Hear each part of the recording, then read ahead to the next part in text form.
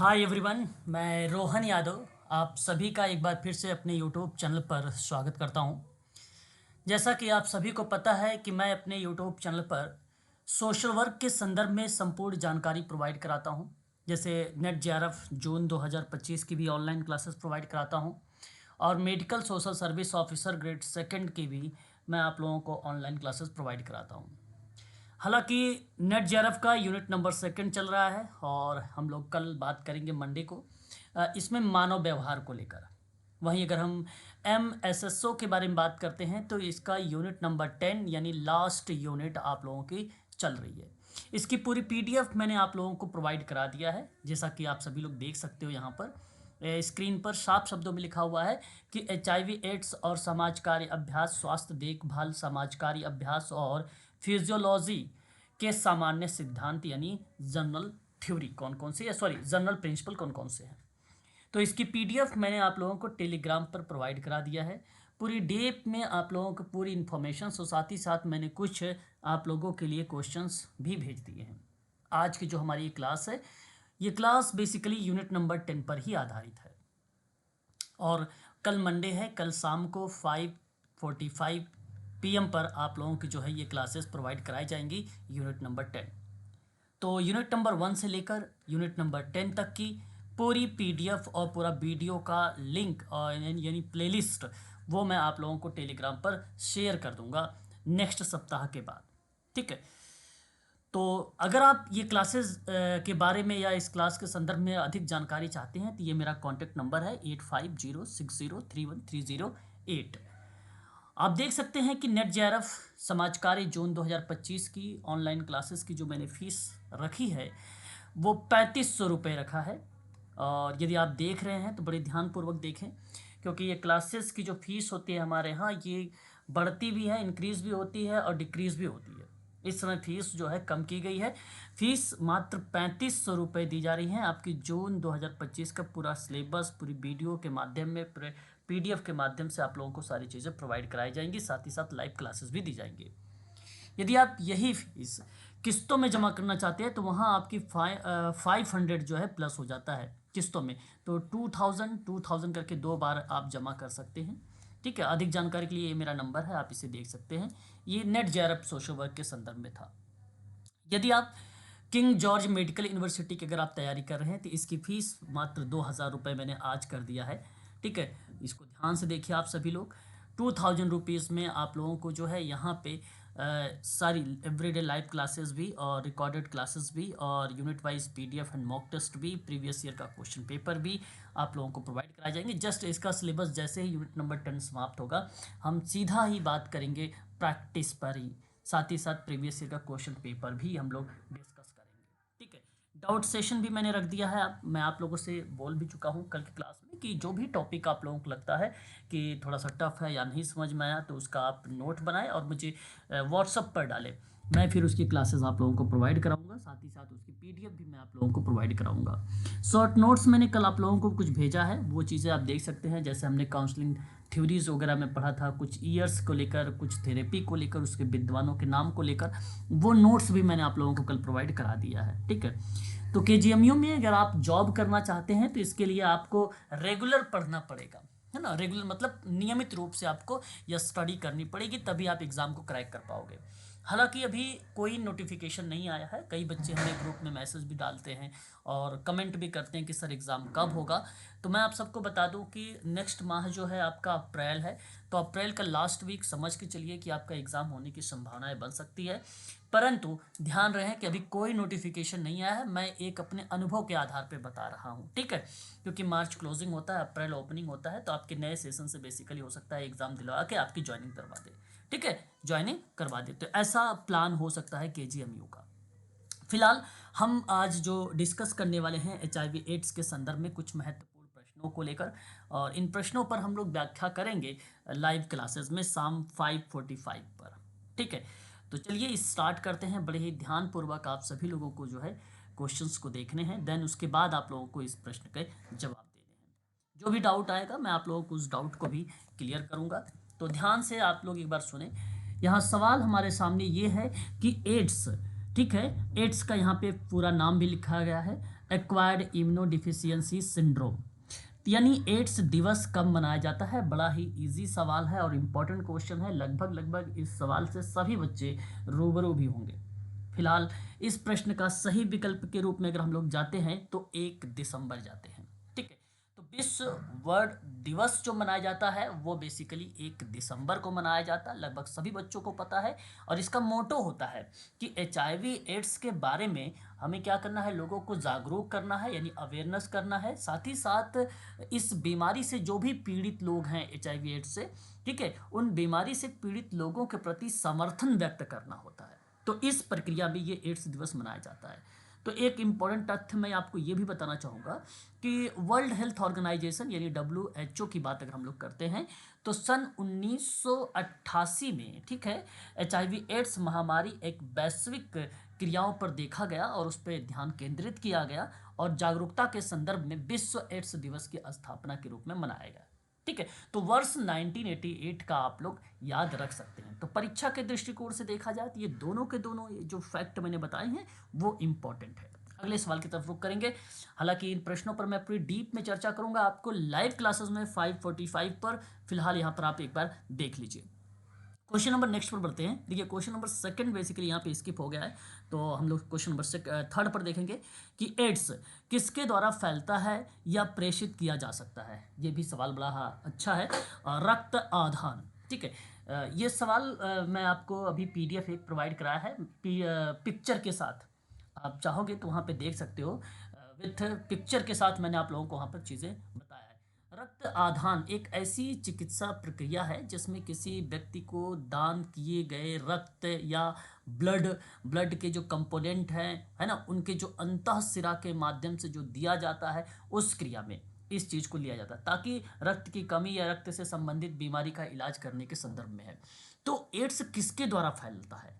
तो रक्त आधान से फैलता है। ये बात आप जरूर ध्यान रखेंगे सभी लोग। इसको ब्लड ट्रांसफ्यूशन कहा जाता है। आधान को ट्रांसफ्यूशन कहा जाता है और यही सही विकल्प होगा, ऑप्शन नंबर ए। ठीक है, क्वेश्चन नंबर नेक्स्ट बढ़ेंगे। अगला क्वेश्चन नंबर अगर हम बात करते हैं तो नेक्स्ट सवाल पर अगला सवाल हमारे सामने आ रहा है कि एड्स किसके द्वारा होता है। ठीक है, ये देखो सवाल है क्वेश्चन नंबर 4 में, एड्स किसके द्वारा होता है। तो मानो कि T सेल ल्यूकेमिया वायरस के द्वारा होता है। ये भी देखो, ये एक इम्पॉर्टेंट नाम है। बहुत कम बच्चे अगर एड्स के बारे में नहीं पढ़े हैं तो इनको बहुत नहीं पता होगा।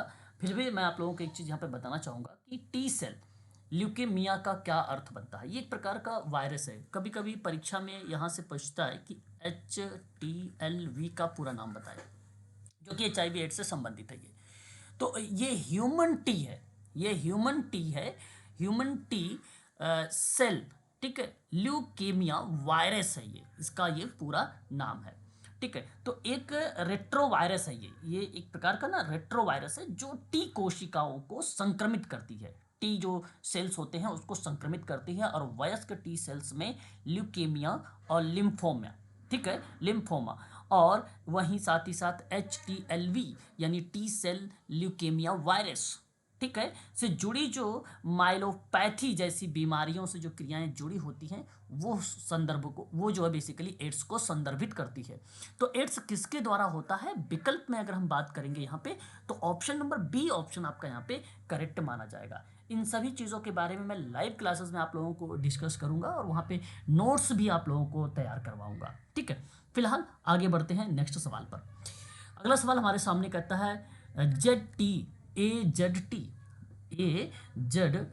शब्द दिया गया है और उसके अंतर्गत कहा जा रहा है कि थ्री एजिडो, ठीक है, यहाँ पे देखोगे एजिडो 2 and 3 डिडिक्सियो जो है। अगर हम इसकी बात करते हैं तो ये बड़ा इंपॉर्टेंट शब्द है, ध्यान रखेंगे आप सभी लोग।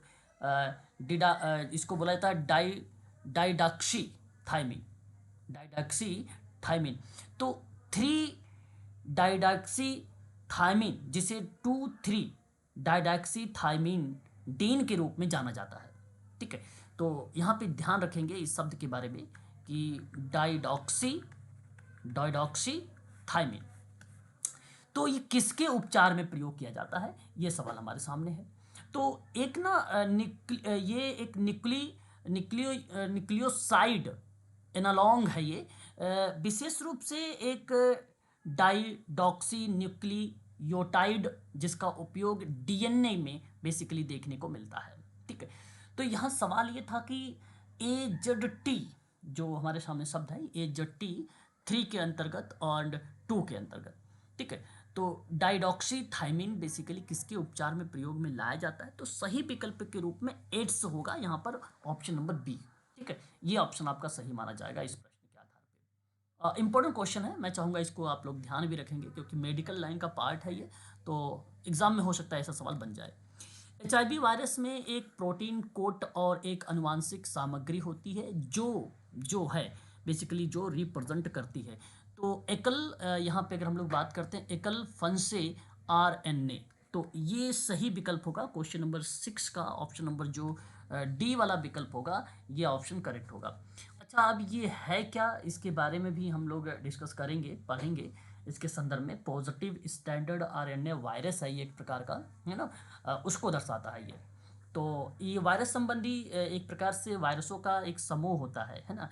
तो राइबो न्यूक्लिक एसिड से बने पॉजिटिव सेंस जो होते हैं वो सिंगल स्टैंडर्ड जीनोम होते हैं, है ना, जीनोम होते हैं। तो उस प्रक्रिया में ये शब्द बेसिकली देखने को मिलता है। हालांकि यहाँ आप प्रश्न को ध्यान में रखिए कि HIV वायरस में एक प्रोटीन कोट और एक आनुवांशिक सामग्री होती है जो बेसिकली एकल फंसे RNA को रिप्रेजेंट करता है। तो एक ये चीज़ ध्यान रखिएगा, ये बेसिकली पॉजिटिव, इसको आप इंग्लिश में क्या बोलेंगे, पॉजिटिव स्टैंड RNA वायरस बोलेंगे। ठीक है, तो ये चीज़ें आप थोड़ा सा इसके संदर्भ में बातों को ध्यान में रखना होगा आप लोगों को। ठीक है, सिंगल स्टैंडर्ड जीनोम है ये। ठीक है, आगे बात करते हैं नेक्स्ट सवाल पर, और अगला सवाल हमारे सामने क्वेश्चन नंबर नेक्स्ट आ रहा है, ध्यान रखिएगा। HIV वायरस में एक प्रोटीन कोट एक अनुवांशिक सामग्री होती है जो बेसिकली, देखो वही सवाल है ना, तो इसका तो वही विकल्प हो जाएगा। क्वेश्चन नंबर नेक्स्ट बढ़ेंगे हम लोग, ये प्रश्न बेसिकली रिपीट हो गया है। अगले सवाल, निम्नलिखित में से किसे प्रतिरक्षा विकार कहा जाता है ना, कहा जा सकता है क्वेश्चन नंबर 7 में। तो वो बेसिकली अगर हम बात करते हैं SCID और एड्स, ये विकल्प आपका यहाँ पे करेक्ट के रूप में जाएगा। ठीक है, तो SCID और SCID एक शब्द तो ये आपके सामने रिप्रेजेंट करेगा, और दूसरा शब्द जो हमारे सामने प्रकट होगा वो बेसिकली एड्स को दर्शाएगा। तो इसकी PDF भी मैं आप लोगों को प्रोवाइड करा चुका हूँ। ठीक है, और डिस्कस करूंगा इसके बारे में पूरी इंफॉर्मेशन के रूप में लाइव क्लासेस में आप लोगों से। ठीक है, प्रतिरक्षा विकार इसको कहा जाता है। फिलहाल अगला सवाल हम बात करते हैं क्वेश्चन नंबर नेक्स्ट। तो हमारे सामने अगला सवाल आ रहा है क्वेश्चन नंबर 8 कि निम्नलिखित में से कौन सा एड्स का लक्षण है ना। अब देखो यहाँ पे बेसिकली जैसे बुखार हो गया, सूजी हुई जो है, लसिका ग्रंथियाँ हो गई, थकान हो गई, ये सभी बेसिकली एक प्रकार से एड्स के फीचर कहलाएंगे या उसके लक्षण कहलाएंगे। ठीक है, याद रखिए, ये अच्छा सवाल है। क्वेश्चन नंबर नेक्स्ट बढ़ते हैं। HIV परजीवी करता है, ठीक है, परजीवी करता है, ये भी सवाल अच्छा है। HIV परजीवी करता है क्वेश्चन नंबर 9 में। तो सही विकल्प के रूप में T हेल्पर सेल होता है। यहाँ पे अगर हम लोग बात करते हैं ना, तो सही विकल्प के दृष्टिकोण में आप बता भी सकते हो कि सर T हेल्पर सेल, और ईजी है, मैं इसके बारे में भी आप लोगों को थोड़ा सा बताया भी था, बेसिक चीज़ों लेकर, बेसिक जानकारी को लेकर, है ना। तो HIV एक संक्रमित लोगों में परजीवी संक्रमण विकसित हो सकता है। ठीक है, जिसमें आंतों के परजीवी जो होते हैं वो बेसिकली क्या होते हैं, कम हो जाना या उसका एक्सपायर हो जाना, उस चीज़ों को ये दर्शाने लगता है। तो फिलहाल इस सवाल का जवाब हो जाएगा आपका T हेल्पर सेल। आगे बढ़ेंगे, अगले सवाल की तरफ रुख करेंगे। क्वेश्चन नंबर नेक्स्ट हमारे सामने होगा। सवाल कहता है आपसे कि HIV के माध्यम से भी फैल सकता है, क्या फैल सकता है, ये भी चीज़ आप देख सकते हैं क्वेश्चन नंबर 10 में। तो सुइयों को साझा करने से बेसिकली HIV जो है इसके माध्यम से फैल सकता है, और ये बात सत्य है। तो मैंने आपको बताया भी है कि किस तरीके से HIV होता है, उसकी PDF भी आप लोग देख सकते हैं, मैंने आपको दे दिया है, टेलीग्राम पर जाइए, वहाँ पर आपको आसानी से मिल जाएगा। HIV संक्रमण के कुल कितने स्टेप होते हैं, यानी कुल कितने चरण में बेसिकली डिफाइन किया गया है। ये बड़ा आसान सा क्वेश्चन है, how many stage for there in HIV infection. तो बेसिकली 3 स्टेजेस होते हैं, है ना, याद रखेंगे कुल कितने स्टेजेस होते हैं, तो 3 स्टेजेस होते हैं। क्वेश्चन नंबर 11 का जो ऑप्शन नंबर होगा वो पहला सही होगा। पहले को बेसिकली तीव्र HIV संक्रमण कहा जाता है, दूसरे को क्रोनिक HIV संक्रमण किया जाता है, और ये बेसिकली फीचर रहित होता है, इसमें फीचर नहीं होता है। और तीसरा जो होता है एक्वायर्ड इम्यूनो डिफिशियंसी सिंड्रोम, यानी सीधा सीधा एड्स को रिप्रेजेंट करता है। तो ये 3 तरीके के बेसिकली स्टेजेस होते हैं, स्टेप होते हैं। एक्यूट एचआईवी इन्फेक्शन पहले नंबर पर, दूसरे पे क्रोनिक एचआईवी इन्फेक्शन हो जाएगा, तीसरे नंबर पे आपका एक्वायर्ड इम्यूनो डिफिशियंसी सिंड्रोम यानी एड्स। तो ये 3 चरण बेसिकली होता है, इस बात को आप लोग ध्यान रखिएगा। विकल्प आपका पहला सही हो जाएगा, है ना। अगले बात करते हैं नेक्स्ट क्वेश्चन की तरफ। अगला सवाल हमारे सामने आ रहा है, प्रेजेंट हो रहा है, आप ध्यान से देखिएगा। माना जाता है कि एचआईवी की उत्पत्ति से हुई है। तो बेसिकली इसमें ये पूछा जा रहा है कि एचआईवी किसकी उत्पत्ति से हुई है। तो सही विकल्प के रूप में अगर आप लोग जाते हैं इस प्रश्न में, तो चिंपैंजी आपका सही ऑप्शन होगा, है ना। यहाँ पर आप लोग ध्यान रखेंगे इस प्रश्न को लेकर, अगर हम बात कर रहे हैं आप लोगों से, तो ऑप्शन आपका जो जाएगा वो चिंपैंजी जाएगा, ठीक है। तो एचआईवी की उत्पत्ति मध्य पश्चिम अफ्रीका चिंपैंजियों में हुआ था, इसलिए यहाँ पर मैंने लिखा है, आप ध्यान रखेंगे, पश्चिम मध्य अफ्रीका, ठीक है, अफ्रीका। तो अफ्रीका, बहुत बच्चे अमेरिका लगा देते हैं जो कि गलत जवाब हो जाता है, लेकिन अफ्रीका करेक्ट जवाब होगा यहाँ पर, ठीक है। ये बात आप लोग जरूर ध्यान में रखेंगे इसके संदर्भ में। क्वेश्चन नंबर नेक्स्ट बढ़ेंगे, अगले सवाल की तरफ रुख करेंगे हम लोग। और अगला सवाल हमारे सामने है क्वेश्चन नंबर 13। एचआईवी एक है, क्या है एचआईवी? यहाँ पर अगर हम बात करते हैं तो वो लेंटी वायरस है, ये विकल्प आपका सही माना जाएगा। क्वेश्चन नंबर अगर हम बात करते हैं 13 का, तो ठीक है। क्वेश्चन नंबर 14 देखिए, एड्स के कारण फैलता है। अब एड्स के कारण कौन कौन से फैलते हैं, इस चीज को हमें ध्यान रखना है क्वेश्चन नंबर 14 में, ठीक है। तो सही विकल्प होगा, देखो, समलैंगिकता से भी फैलता है, जीवन के अनैतिक तरीका से संक्रमित हुई सुई हो या सिरिंज हो उससे। तो ऑप्शन डी इस प्रश्न का सही विकल्प के रूप में माना जाएगा क्वेश्चन नंबर 14 में। क्वेश्चन नंबर अगर हम 15 की बात करते हैं, तो एड्स के प्रेरक जो है एजेंट की पहचान सबसे पहले 1984 में की गई थी, और इसका नाम क्या था, क्वेश्चन नंबर 15 में। तो सही विकल्प होगा एचआईवी फर्स्ट वाले का नाम आप लगा सकते हैं। क्वेश्चन नंबर बात करते हैं 16 में, तो एड्स के निदान के लिए प्रयुक्त पुष्टि कारक परीक्षण कौन सा है, क्वेश्चन नंबर 16 में। आसान सवाल है, आप जवाब दे सकते हैं। पश्चिमी धब्बा के नाम से हम लोग इसको संबोधित करते हैं, जो कि विकल्प में अगर आप देखोगे तो ऑप्शन नंबर आपका बी यहाँ पे करेक्ट माना जाएगा। वेस्टर्न ब्लॉट जो है, ब्लॉट है ये एक प्रकार का, वेस्टर्न धब्बा इसको बोला जाता है। एक वेस्टर्न ब्लॉटिंग एक प्रयोगशाला तकनीक है जिसका उपयोग जटिल मिश्रण के भीतर जो चीज़ें होती हैं उन चीज़ों को पता करने के लिए, है ना, इसका यूज़ में लाया जाता है। तो बेसिकली प्रॉब्लम्स यानी समस्याओं का। तो सही विकल्प इस प्रश्न में अगर हम बात करेंगे तो बी ऑप्शन करेक्ट होगा क्वेश्चन नंबर 16 का, ठीक है। क्वेश्चन नंबर 17 की बात कर लेते हैं हम लोग यहाँ पे। 17, सामान्य व्यक्तियों पर एड्स का परीक्षण किसके द्वारा किया जाता है, सामान्य व्यक्तियों पर, क्वेश्चन नंबर 17 में। तो सही बात होगी यहाँ पर एंटीबॉडीज की पहचान करके, ऑप्शन नंबर सी इस प्रश्न का सही विकल्प के रूप में जाना जाएगा।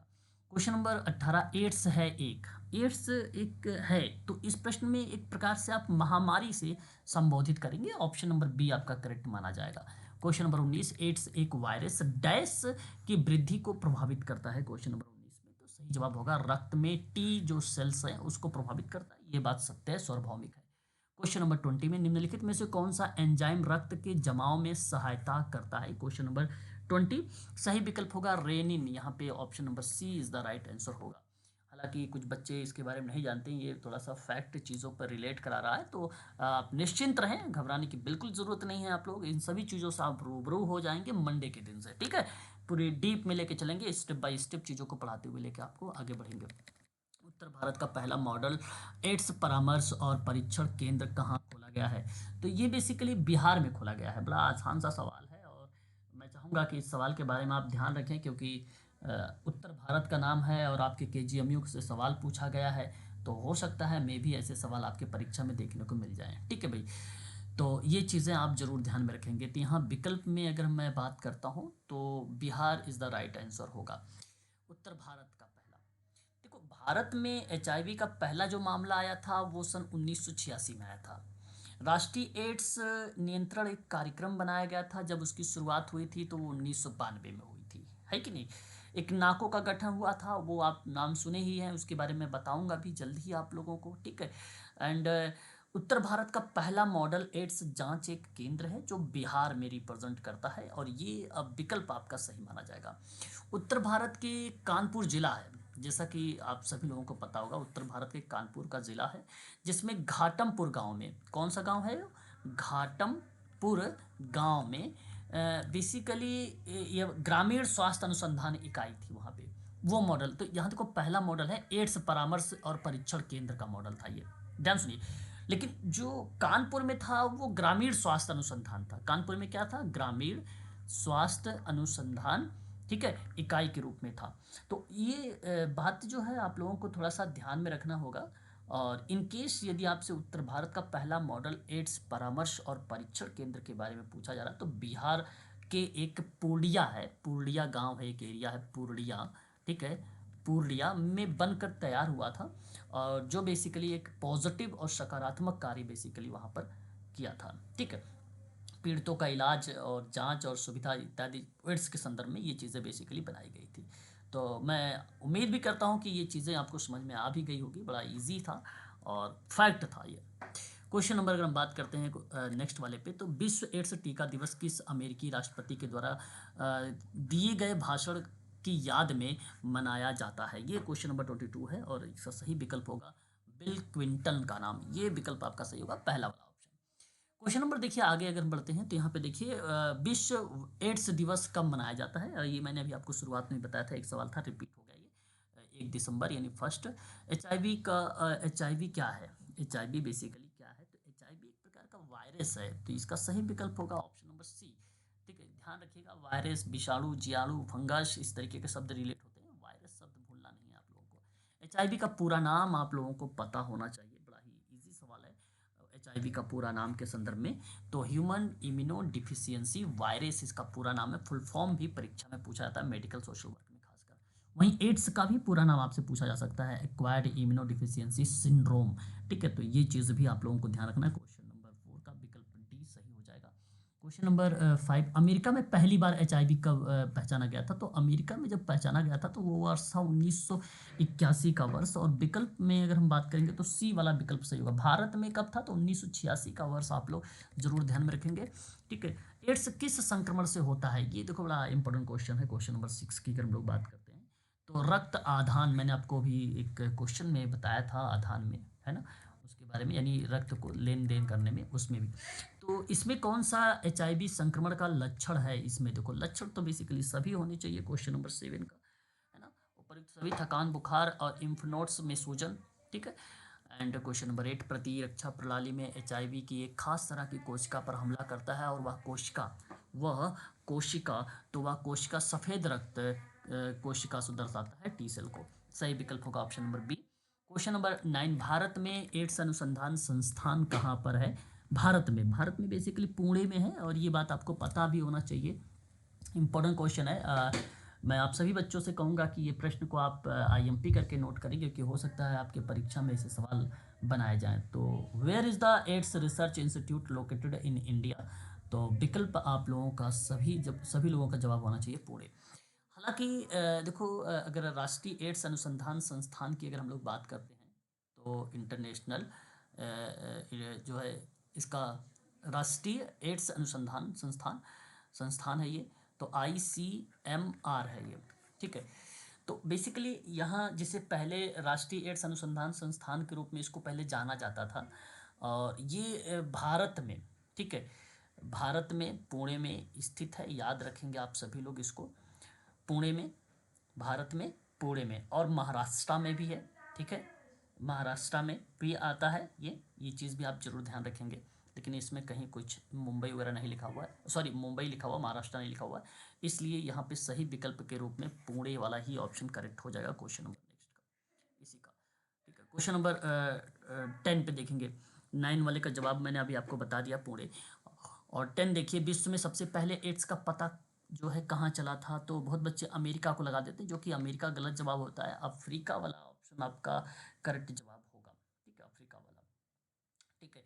तो याद रखेंगे क्वेश्चन नंबर 9 में थोड़ा सा फैक्ट जरूर ध्यान रखेंगे। देखिए क्वेश्चन नंबर यहाँ पे जो ये है, भारत में एड्स अनुसंधान संस्थान, तो एक भारतीय चिकित्सा अनुसंधान परिषद है ना, जिसको हम लोग ICMR कहते हैं। तो इसको इंडियन कह सकते हैं, ठीक है, क्लिनिक बोल सकते हैं, और इसको हम लोग बोलेंगे sorry counselling, Indian counselling medical research, ठीक है। तो इसको हिंदी में कहेंगे भारतीय चिकित्सा, ठीक है, नोट कर लो, भारतीय चिकित्सा अनुसंधान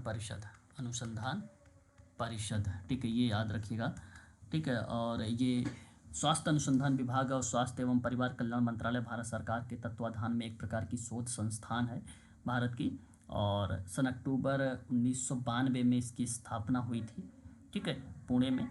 और वर्तमान में जो इसके निदेशक हैं शीला गोडबोले हैं, शीला गोडबोले हैं। ये थोड़ा सा करंट को भी रिलेट करा सकता है KGMU, तो मैं चाहूँगा इसको भी आप लोग ध्यान में रखें, ठीक है। तो ये चीज़ें हैं, इस प्रश्न को आप लोगों को ध्यान रखना है। आगे बढ़ेंगे अगले सवाल की तरफ। अच्छा, अब यहाँ पे सवाल होता है कंप्लीट। यदि आप नेट JRF या MSSO की अगर आप ऑनलाइन क्लासेस लेना चाहते हैं तो आप देख सकते हैं नेट JRF का फीस 3500 है। समय होगा शाम को 7 PM इस क्लास का। एंड KGMU की क्लास का जो समय होगा शाम को ही होगा 5:45 पर। और इसकी फ़ीस होगी मात्र 2000, जहाँ पे हम एवरीडे लाइव क्लासेस भी प्रोवाइड करा देंगे आपको और रिकॉर्डेड लाइव क्लासेस भी देंगे, यूनिट वाइज PDF और मॉक टेस्ट भी आपको करवाएंगे। प्रीवियस ईयर का क्वेश्चन पेपर भी है और डाउट सेशन भी है, शॉर्ट नोट्स भी है, सारी चीज़ें आपको अवेलेबल कराई जाएंगी, ठीक है। तो अधिक जानकारी के लिए ये मेरा कॉन्टैक्ट नंबर है, आप संपर्क कर सकते हैं मुझसे।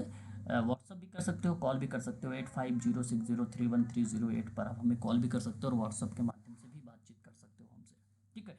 तो ये चीज़ें हैं, आप लोग ध्यान रखिए, क्योंकि तैयार रहिए आप सभी लोग। मैं जल्द ही आप लोगों के ग्रुप में आप सभी लोगों के लिए कंटेंट क्रम से भेजने वाला हूँ, ठीक है। यूनिट नंबर 1 से लेकर यूनिट नंबर 10 तक की पूरी PDF और वीडियो का प्लेलिस्ट आप लोगों के पास जल्द ही जाने वाला है, ठीक है। जल्द ही मैं आप लोगों को प्रोवाइड कराऊंगा ये। तो क्रम से सारा कंटेंट देखो आपका अब तैयार हो चुका है, कोई दिक्कत नहीं है, पूरा प्रैक्टिस भी तैयार हो चुकी है, सब कुछ रेडी है। अब आज से मुझे कुछ काम नहीं रह गया है समझो KGMU में करने के लिए। बस जो मेरे पास कंटेंट है अब उन्हीं कंटेंट को मैं लेकर आप लोगों को पढ़ा सकता हूँ। हालांकि सिलेबस तो पूरा खत्म हो गया है, यूनिट नंबर केवल 10 रह गया, मंडे से शुरू कर दूंगा, वो भी जल्दी खत्म हो जाएगा। फिर प्रैक्टिस ही केवल चलेगी, ओनली प्रैक्टिस, केवल प्रैक्टिस, और प्रैक्टिस पर ही फोकस करना है। और फिर उसके बाद आप लोगों को टॉपिक जो है उसको मैं रिवीजन भी करवाते चलूँगा बीच बीच में, जो भी टॉपिक मिलेगा उस टॉपिक के संदर्भ में, ठीक है। तो आज के लिए बस इतना ही रखते हैं, मिलेंगे हम लोग नेक्स्ट क्लास में।